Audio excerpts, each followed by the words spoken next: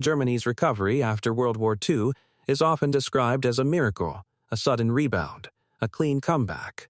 But here's what nobody tells you. Economic miracles don't appear out of thin air. They follow patterns. They leave fingerprints. And if you know where to look, you can see the sequence forming long before the headlines change. This is where the pattern begins, not with growth, not with aid, but with total ruin. In 1945, Germany wasn't just defeated, it was erased. More than 20% of its housing stock lay in rubble. Industrial output had fallen to roughly one-third of its 1938 level. Railways were twisted metal. Power grids were silent. In some cities, calorie intake dropped below 1,000 per day.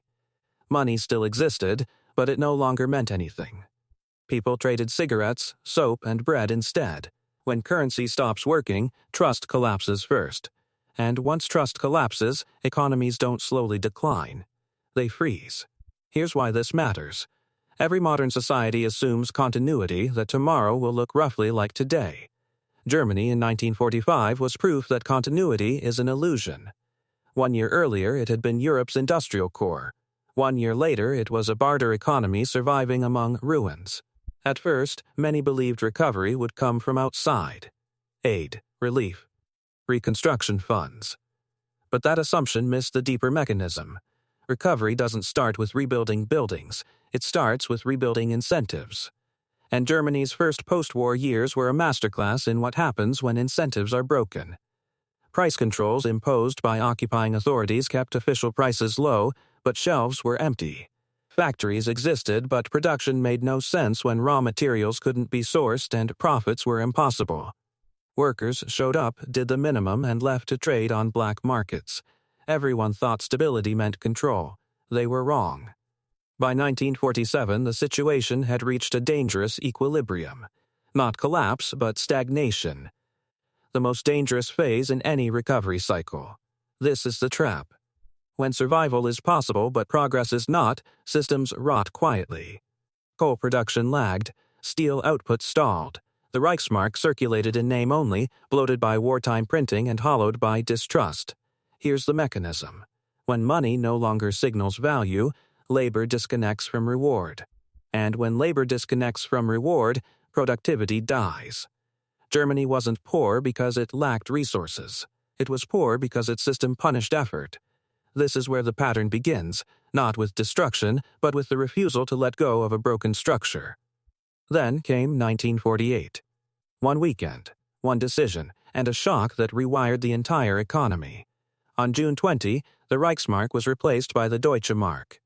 Every citizen received a limited amount of new currency. Old savings were wiped out or converted at punishing ratios. It was brutal. It was unpopular. And it worked. Here's what nobody tells you. The currency reform mattered less than what came with it. Price controls were lifted almost overnight. Ludwig Erhard, acting against the advice of occupying authorities, removed the clamps. Critics warned of chaos, inflation, hoarding, social unrest. Instead, something else happened. Goods reappeared. Shop windows filled. Factories restarted production.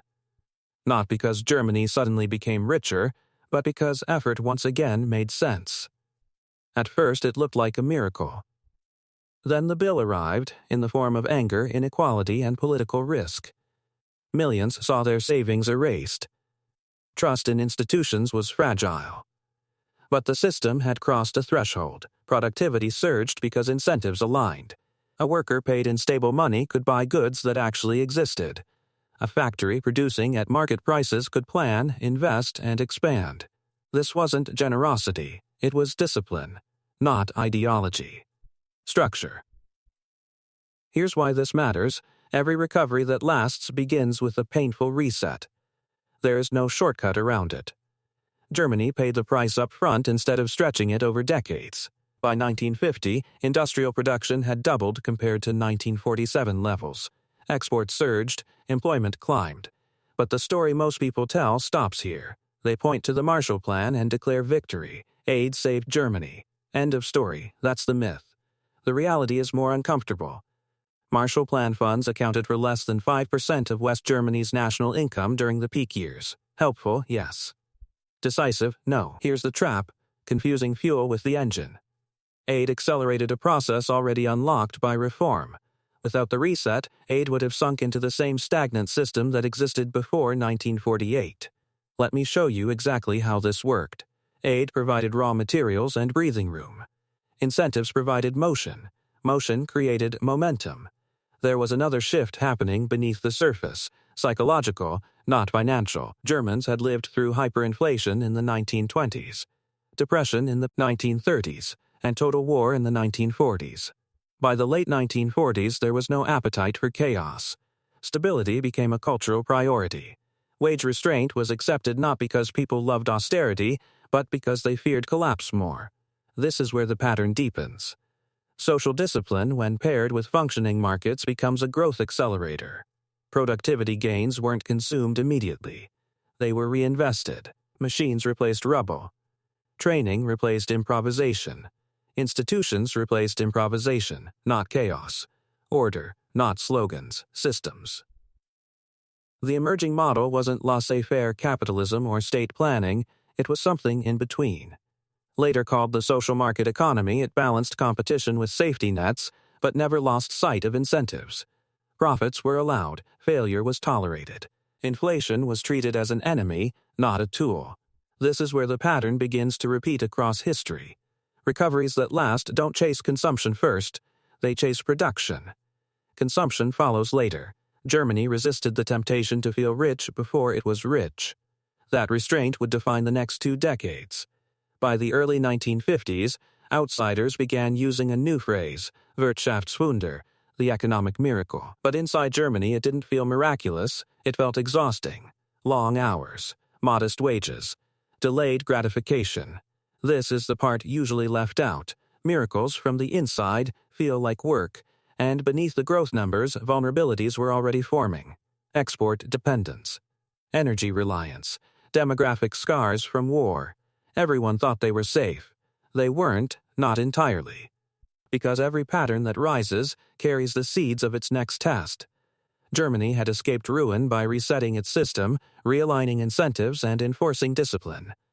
But success creates new dependencies, new assumptions, and new risks. The danger wasn't what they saw, it was what they ignored. Because the same structure that powered the recovery would later be tested by forces far beyond Germany's control. And that's where the next phase of the pattern reveals itself. Germany entered the 1950s with momentum, but momentum is not immunity. Here's what nobody tells you. The same mechanisms that lift a nation can quietly lock it into a narrow path. West Germany's recovery worked because it was precise. Export-led growth, wage discipline, industrial specialization, monetary stability enforced by an independent central bank, not ideology. Engineering. By 1955, industrial output had tripled compared to 1947. Unemployment fell below 5%, exports surged year after year. Steel, machinery, chemicals, automobiles. Germany didn't try to do everything. It chose to do a few things better than anyone else. This is where the pattern deepens. Recovery becomes power only when productivity turns into leverage. Here's the mechanism. Germany rebuilt its industrial base around global demand, not domestic consumption. Workers accepted restrained wages in exchange for job security and rising real purchasing power over time. Companies reinvested profits instead of chasing short-term gains. Banks financed industry, not speculation. And the state focused on rules, not micromanagement. This wasn't accidental. It was learned behavior. Hyperinflation had taught Germans that loose money destroys society. Total war had taught them that centralized control ends in catastrophe. The post-war system was designed to avoid both. Not chaos. Order. Not promises. Constraints. At first, the world welcomed this model. Europe needed reconstruction. The United States needed a stable ally. Global trade expanded rapidly during the 1950s and 1960s. Germany rode that wave perfectly positioned. By 1960, it had become the world's third-largest exporter. Living standards rose steadily. The middle class expanded. This is where the miracle narrative hardened into identity. Germany wasn't just recovering, it was outperforming. And that success reinforced the discipline that created it. Here's why this matters. When a system works, people stop questioning it. They defend it. They build assumptions on top of it. But every system carries trade-offs. Germany's strength came from exports, which meant dependence on external demand. Its stability came from low inflation, which meant limited flexibility during shocks. Its demographic recovery lagged because an entire generation had been lost to war. These weren't immediate threats, they were slow pressures, the kind that don't announce themselves. The danger wasn't what they saw, it was what they ignored. When the global environment is favorable, specialization feels like genius. When it shifts, specialization becomes exposure.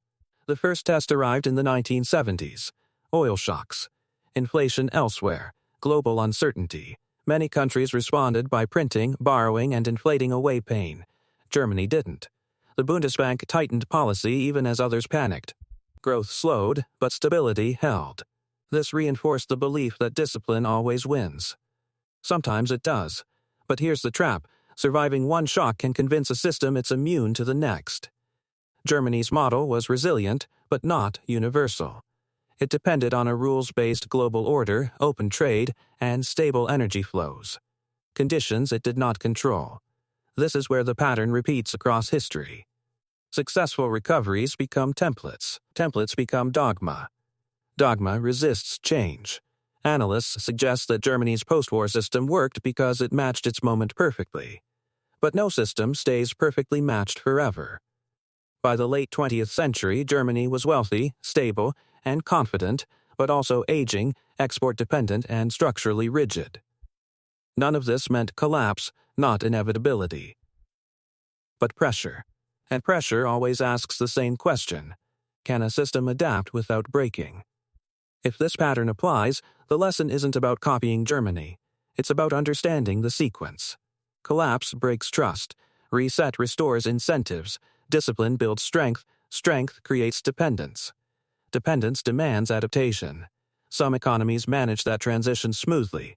Others resist until adjustment is forced upon them. One scenario suggests that soft landings happen when systems evolve early. Another indicates that delayed adaptation leads to sharper resets later. History doesn't guarantee outcomes. It offers frameworks. Here's why this matters now.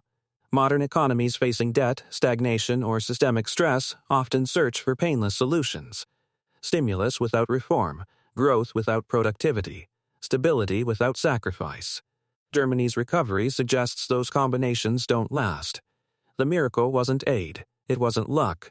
It was alignment between money, labor, production, and trust. When those align, recovery accelerates. When they drift apart, even the strongest systems strain. Not magic, structure, not promises. Painful choices made early.